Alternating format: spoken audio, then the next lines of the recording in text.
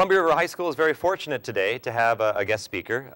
Major Joseph Lontai has graciously agreed to come speak to us today in observance of Veterans Day. I know everybody in the audience would like to join me in welcoming him to class today. Okay. Major Lontai has agreed to talk to you about Veterans Day. Just a little bit of introduction. He is a major in the Army, currently in the National Guard, and he runs the ROTC program at the University of Portland right now. He is a veteran of the war in Iraq, and he has also served in the former Yugoslavia in the 90s, and he's going to talk about those experiences. We've asked him to come today to talk to you about Veterans Day, what Veterans Day means to him, how he sees it as a veteran and as a current member of the armed forces, but also to answer the questions that you might have. So without further ado, I'll turn it over to Major Lontai. Great. Thank you very much, Mr. Douglas. I really appreciate this. I really appreciate the opportunity to speak with all of you. And you know, coming to a high school, I can really remember the time when I was a senior, and that was when I was looking at what I would do after high school.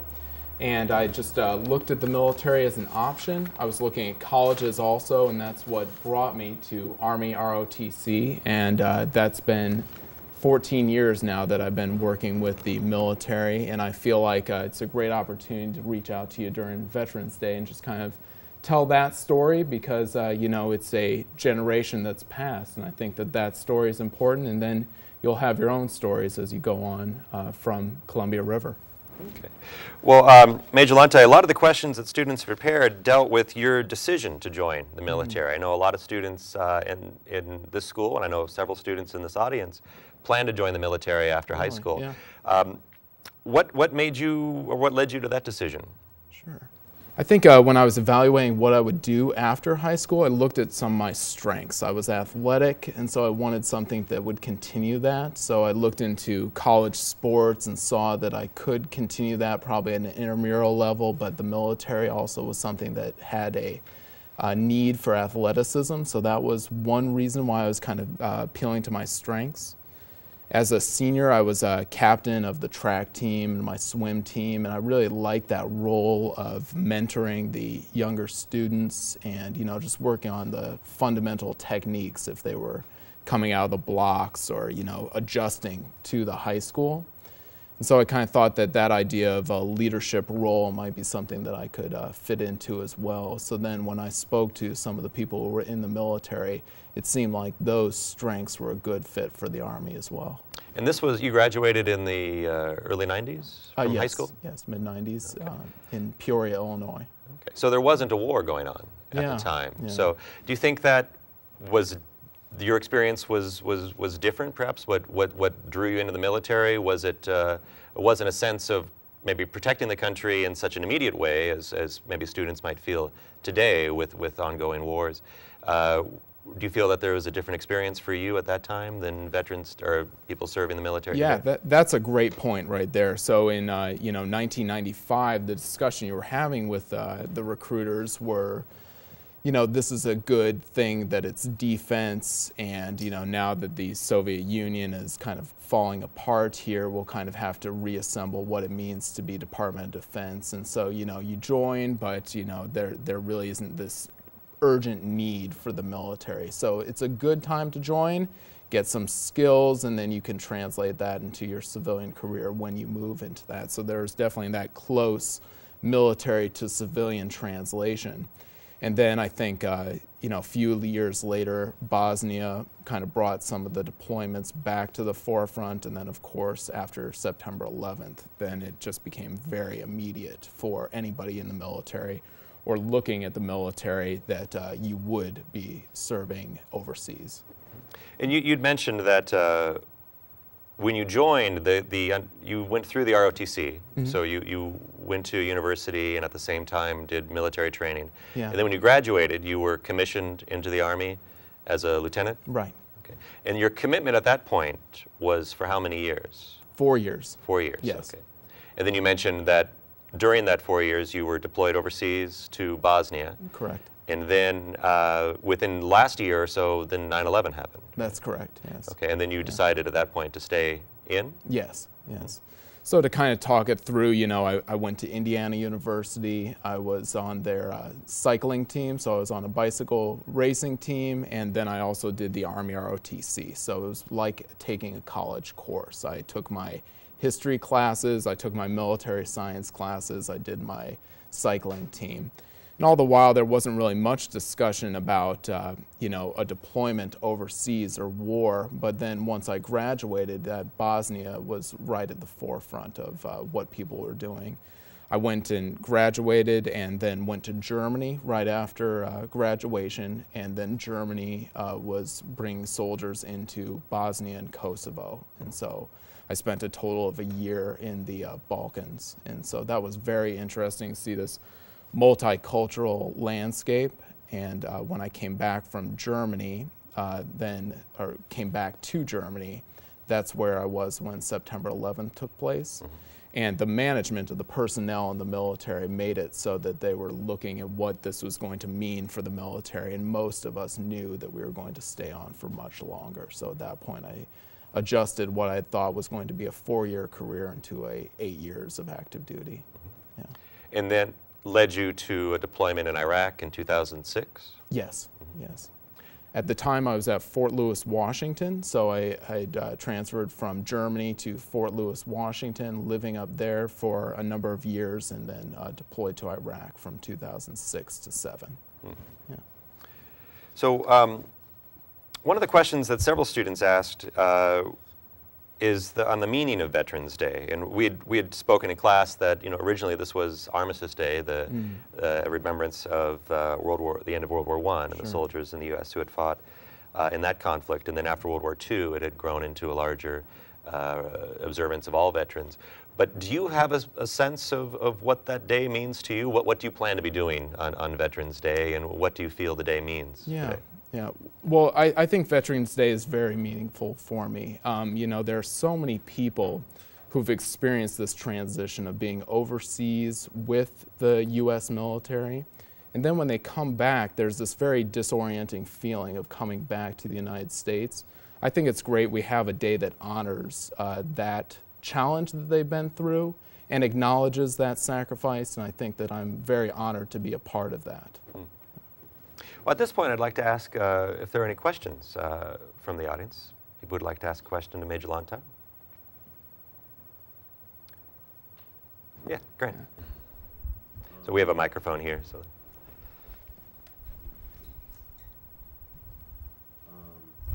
What were your parents' thoughts and feelings on you enlisting in the service?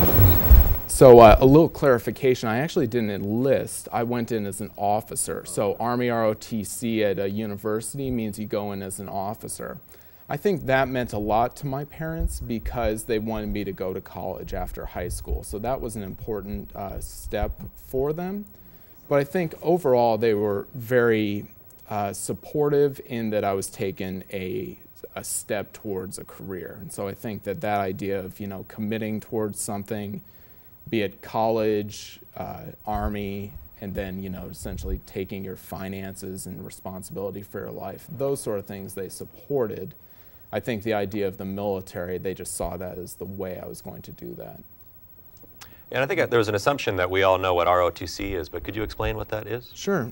So you mentioned enlisting in the military, and that's when you go from high school to boot camp, and then you become a soldier in the military, or you become enlisted in the Navy, Air Force, or Marines. And so the qualifications to do that are to take that oath of enlistment and to complete your basic training and then your advanced individual training. And that's the skill that you're signing on to provide to the military. So in Marines, sometimes it's being a rifleman, it can be being a medic, it could be a helicopter repair person. That's your enlisted MOS, or military occupational specialty. When you do a officer route, that means going either through West Point for the military, one of the academies like the Naval Academy or the Air Force Academy, or ROTC at different universities. And so ROTC is the Reserve Officer Training Corps. For those 4 years that you're in college, you take this college course where you start off just learning what the military is, all the way up to the management of the military as a senior. And you're running the management of that ROTC unit. So upon graduation, you're qualified to run some management of the military. Yeah. And that's the program that you run at University of Portland right now? That's correct, yes. Other questions for Major Lontai? Yeah. Yeah, Elsie. Do you feel as though the military was beneficial towards your life today? Oh yeah, Elsie, thank you for that question. I'd actually say it's fundamental to who I am. You know, I feel like it never took away who I was as a person. There wasn't any stripping down of my individuality or creativity, but it really enhanced who I am as far as the confidence of speaking in front of people, of feeling like I can organize things, that I can step up to challenges that are presented to me in life. You know, you mentioned earlier that, and you corrected me, and I'm glad you did this, misconception about the difference between someone who's serving actively today in the military, someone who's in the reserves, and someone who's in the National Guard. I wonder if you could quickly explain that again. Sure, sure. So who is enlisting in this room? Were there some people who were going and enlisting in the Navy? Yeah? Yeah. Navy, is that correct? Okay, and anyone else? Or? I'm planning on the Air Force. Oh, okay, great, great. And have you thought of that idea of a active or reserve component? I was planning on Active, okay, for you? Active, okay. So the difference is when you say I'm going to enlist and be in the active component, that means you're signing on for the federal government, is going to be cutting your paycheck, and you're doing it full-time. That's your full-time position.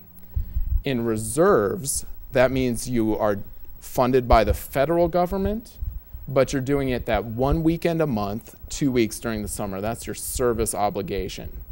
And then in the National Guard, typically you're doing that 2 days during the month, one weekend during the month, and 2 weeks during the summer, and that's funded by the state. So that's the state National Guard. So you see, if you're looking at different things, if you're thinking of going to college right away, maybe that reserve option still allows you to do that. So there are different options on what you're looking at for your career path. Any other questions at this point? Yeah, Courtney.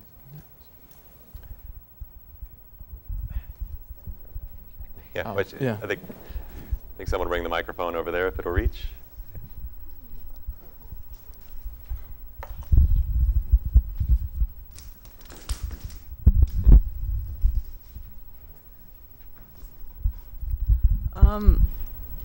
What are the best and worst experiences that you've had? Oh, that's a great question. I hadn't really thought that one through. Best, I would say, just as a young Army officer, I had organized some convoys across Germany. And so for the first time seeing, something go from a plan to actually putting together hundreds of people, seeing it organized.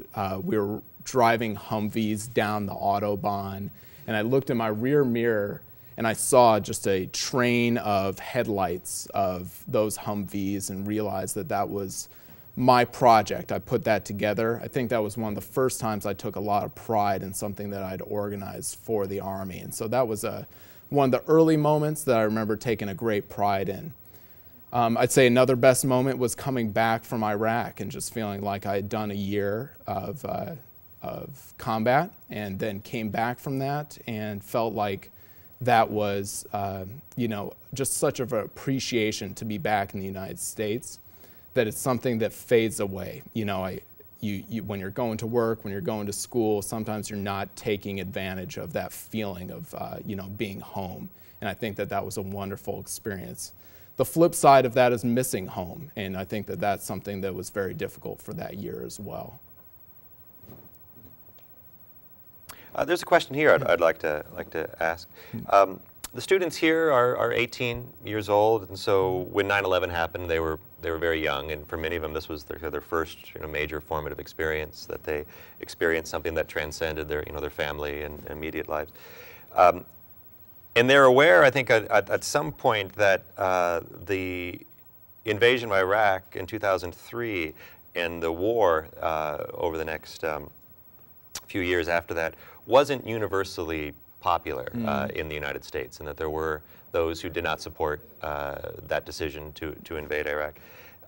As a veteran who served in Iraq and experienced combat, how do you feel about the different opinion in the country and those who would say that that was not the right decision, and that's something the United States shouldn't have been doing? Sure.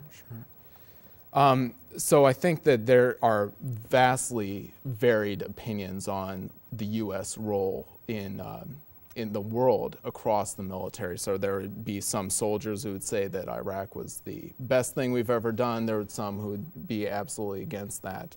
But I think they would put aside their opinions on that to really just do their small part. And so that's kind of knowing your role and knowing what aspect you can contribute to. So we were working with the military police in different parts of Iraq and doing that training.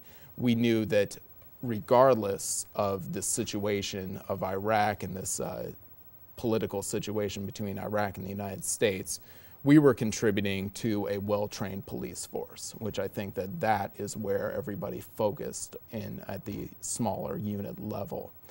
As far as the perception from the United States to me personally, I would say anybody's entitled to their own opinion, and I would just appreciate that they would understand somebody's contribution to something that they may not wholly agree with, but they were still contributing in a meaningful way to their specific mission.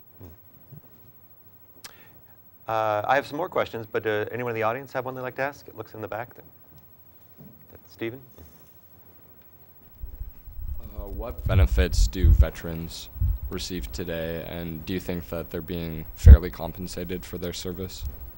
I wouldn't have that list, the exhaustive list, Stephen, so I can't really tell you, but I think that there are many available. There are health care, there are housing benefits, and there are a lot of job opportunities as well. Do I think they're adequate? I think that, I take advantage of some of those, be it housing or the educational opportunities. ROTC is a great example of me taking advantage of those educational opportunities.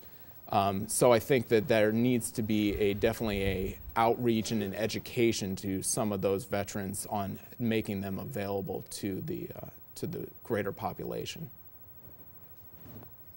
And there's another question here. In fact, several students had this question. Do you feel that there is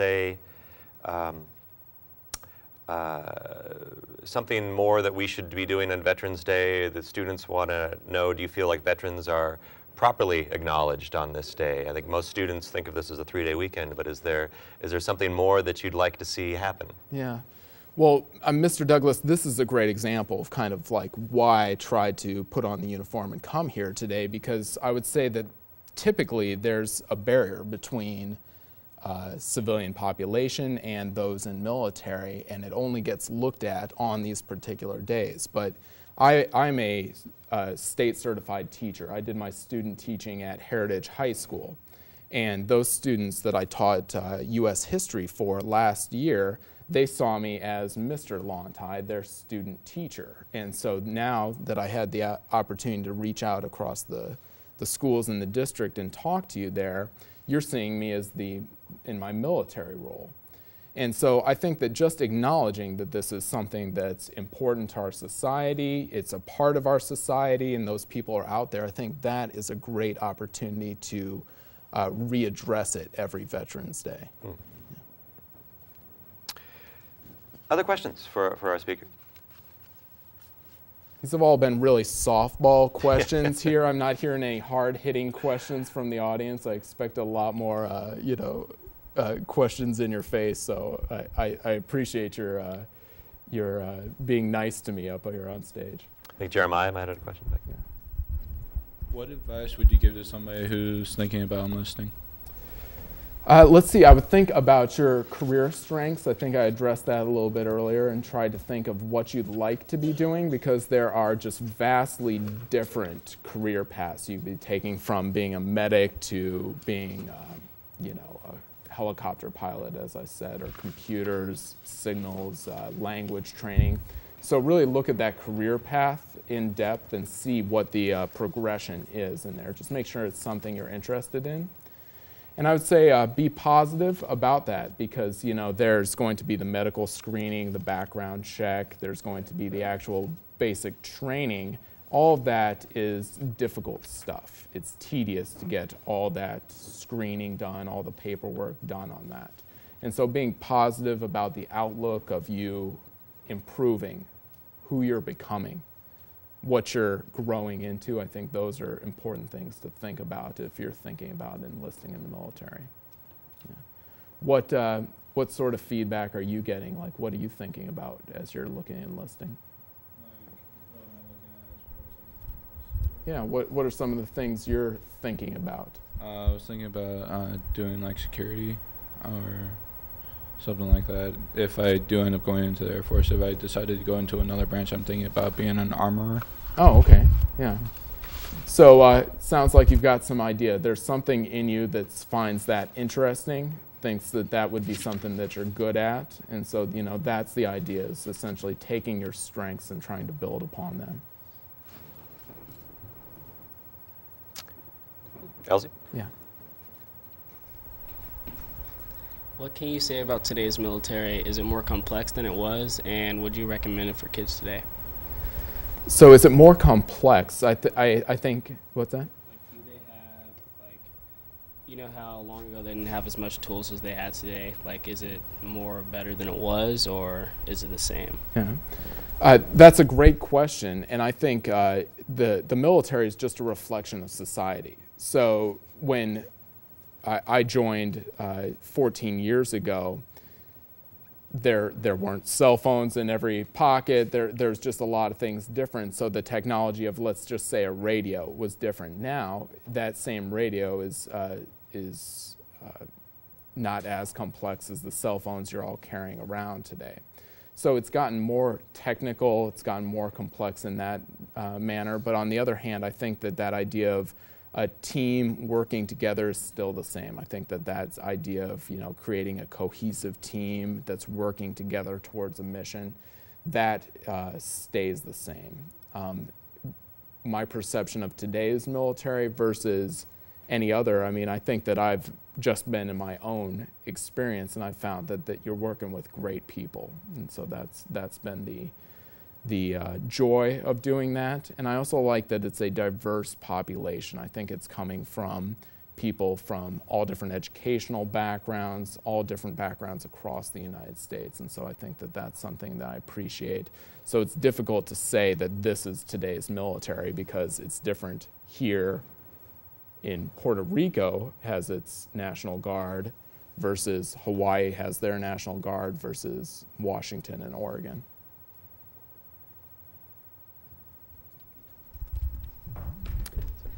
Amanda has a question. Yeah. When you were at war, what kind of goals did you have as a leader? Yeah, I think the safety of people was absolutely paramount at that point. I think, you know, making sure that we did everything we could to prepare when we were going out on a convoy or patrol, to just make sure that people were fully prepared. And I would always think that it would keep me up at night to think if there was a map that somebody might miss packing, and that became the essential item they needed. So those sort of things of just making sure we were fully prepared. And I think that's something that I bring to my life today, is I always try to prepare for whatever I'm doing. If it's a business presentation or anything that I'm undertaking, be it just a little project around my house, think it through before I go in and execute on that. So that was probably the main goal, is just to be safe and be well prepared. I imagine it was difficult to go from a situation where things are literally life or death to being back in the United States, where it's not life or death. And is it difficult to make that transition? Yeah, I think so. I think on one hand, things feel a bit heightened, you know, as a little bit more exciting. And so that adjustment is something that really takes a little bit of shifting gears on deployment versus your life back in the States. I think that there are tools that they give to the soldiers as far as readjusting to your family and to, you know, the situation that you were in Iraq or Afghanistan, and how that's going to affect the people who weren't there. And that reintegration process is getting a lot of attention these days across the military. Other questions for Major Lente? Yeah, Malia has a question. What was your favorite part about being in the service? Oh, let's see here. Favorite part. So I really like education. You know, I like learning. I feel like I'm kind of a lifelong learner. I always want to keep on learning new things. And so I think my experience as an Army ROTC instructor, the first time I got up in front of the class, that would have been 2007. I was nervous. I had the curriculum in hand that they told me what I'm supposed to teach, and I just kind of read it, you know, read it bullet by bullet. I was a terrible teacher the first time I got up in front of a dozen of the ROTC cadets. And then I learned to be an Army ROTC instructor. I also attended University of Portland's education school, and so I felt like I got better at being an instructor. And so that's kind of what allows me to be up in front of you today and feel like I'm addressing your questions and I'm answering it coherently. And so I think that idea of what was the best experience was what I became through the military, and then eventually graduating from the University of Portland really meant a lot to me. And that was, you know, through the military. I was working and I was taking the classes at the same time. So that was a great experience. And I think just like you guys will experience in a few, are you seniors? Yeah, so in a few months, you'll experience that graduation. I think that that's a moment where you say, you know, I've moved from here on to the rest of my life. And those are the big changes that you remember. Yeah, Elsie. Do you feel as though you would recommend the military for kids today to develop characteristics such as like teamwork and all that? Yeah, so would I recommend it? I would say not universally. You know, it's a career path that some might find interesting and challenging, and it would build their teamwork. Some people might be interested in another career path. So I wouldn't say blanket-wise. I would, you know, say this is something for everybody. If you are interested and you're feeling like that's something that may be useful for your career, then I would say, yeah, great, absolutely look into it. As far as building teamwork, I think that that's really an important part of your high school experience. You know, sports teams do it, your clubs do it. I think that I'm noticing a good group here in this class. It seems like you guys know each other's names, you are respectful towards each other. So that happens in high school. Now, a lot of times when you go and graduate and go on to the next stage of your life, you're looking for that sense of belonging. And the military is one great way to find that. And I think that that's meant a lot to me. I'm sure a lot of the students are wondering, if you wouldn't mind, could you explain some of the features of your uniform? Oh, sure. Let's see here. So just have some of my awards that I've won over the years. This is my rank of a major. Typically, you're wearing your rank on the shoulders these days in this particular dress uniform. My last name here. This shows my job affiliation here with my regiment in the Military Police Corps. And this is also the military police insignia. And then right down here, this is the unit that I was with during deployment. And so the 18th Airborne Corps out of Fort Bragg. So a lot of times you can kind of read somebody's military uniform as what they've done. You know, have they gone to these campaigns? What branch are they? What deployment did they go on? So the ribbons on the left side there, that's where you were deployed? No, those are some awards that I've received over the years. Yeah. Other questions? This is a dress uniform. I'm Yes. assuming. This isn't what you'd be wearing every day around the office. That's right. Yeah, we wear the camouflage uniform with the boots. There was a change recently that the Pentagon went from their camouflage uniform to the dress uniform back again. And so it's kind of interesting to see how the uniform reflects it's just a sign of the times on what uniform is being worn at any given time. So does that signify sort of the winding down of the wars in the Middle East right now? To a certain extent, and I think it also involves, if this is the uniform, it have to be in a bit more of an office role and a planning role. So I think it went from the Pentagon to establish that long-term planning was going to be an essential thing for the next few years. So it's interesting that you mentioned the change at the Pentagon. The president has said, and Governor Romney has said, that whoever wins in the presidency, the expectation is that the timetable in Afghanistan is set that by the summer of 2014 that the American troops will be leaving. So for your cadets that are in ROTC, what do you tell them to expect in terms of their military service and possible deployments? Yeah. I am such a small guy on the totem pole that I really cannot ever say what to expect on an international level. But I do say to them that, when you're joining the military, it will be busy and you probably will be using the skills you develop at some point. So you just have to have that expectation now. And I think that that's a transition maybe from the 80s, 90s to the 2000s of understanding that you will be using these skills, and it really develops this sense of urgency and importance every time you're training to make sure that you're not just taking it as this training and then I'll train the next time and the next time. There may not be that next time before it's actually being used in a real life in a combat situation, so you have to take that understanding with you every time you're training. There's another question over here. Amanda?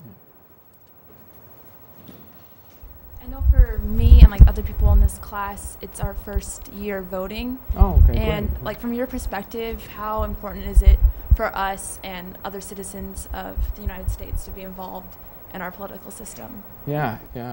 That's absolutely a great question, Amanda. I appreciate that one. That's very well thought out from the national to your experience right here in this classroom. It's just given that you will be able to vote. It's just given to you, and there's essentially nothing you have to do other than register. So you've taken 30 seconds of effort to do this voting here. Only when you've seen the other side of things, when that's restricted from people, when there are certain populations that are denied that, when there's other things that keep that away from people, do you realize how important that is? Because that is a great equalizer, saying that your vote counts just as much as anybody else's. And so I think that that is something that I really cherish. I really enjoy that voting, and I think that that's, when you've seen the flip side of denial, it's almost like the moment of being hungry or needing a breath of air underwater, and seeing that that's something that's essential for your citizenship in the United States. Now, was voting something that you felt the troops who were deployed overseas took very seriously, if they were able to vote by absentee or there were voting stations set up on the bases? Yes. So there were always those mail-in ballots that you can take care of. So I don't think that there was ever a lack of support as far as voting for anyone overseas. You could easily find that. And I think for the most part, military, you kind of tend to realize that your job is in front of you. It may not be back in Washington. So a lot of the times the longer term decision makings were a bit beyond the scope of what we were doing. So I can't really say that that kind of came into the conversation that frequently. Other questions for Major Lantine? What will you be doing on Veterans Day? Well, unfortunately, I do have to work that day, but so I'm going to be doing just my regular job. I think I will be able to get out to one of the memorials as well as to some of the job fairs that are going to be held. You know, in Portland, they're renaming the Coliseum the Veterans Memorial Coliseum, and so they're having a event for all the veterans in there, and I think I'd like to get to that one. Yeah. I've participated in a number of the parades around. I think Albany has one of the largest in the West Coast, and so participating in those is absolutely great. You know, I've been in, you know, I have not contributed anything beyond just my job. I haven't done anything that's, you know, beyond what I needed to do at the time. But the nice thing about my job is occasionally you do get to meet those heroes of who've sacrificed a lot. And so they have people like, you know, the wounded warriors at these veterans events, or people who have otherwise contributed so much and sacrificed so much. And so just the moment of experiencing that on Veterans Day is really powerful. Do you find that there's very little, what's that? Oh, I guess this is the final question then. So with Veterans Day, when you have contact with Vietnam and Korea and World War II veterans, is there is a sense of larger community? Do you think that the veterans of today's conflict are equally acknowledged among the other veterans? Yeah, there's a generational difference here, and I think that you know, this generation probably feels a little bit more open about speaking about these things and than perhaps previous generations. And I think there is that bond between the veterans of Vietnam, World War II, Korea, and I really try to respect that and say, you know, thank you for what you did, because a decade could have gone by without them hearing that. Whereas I think for those of us who are wearing the uniform today, we hear it fairly frequently. I mean, you can, you know, reach out to people, but, you know, for a Vietnam era veteran, there may have been a long time when they just had to kind of deal with that on their own. Okay. Well, we certainly want to say thank you to Major Thank you very much. I appreciate that. Thank you very much.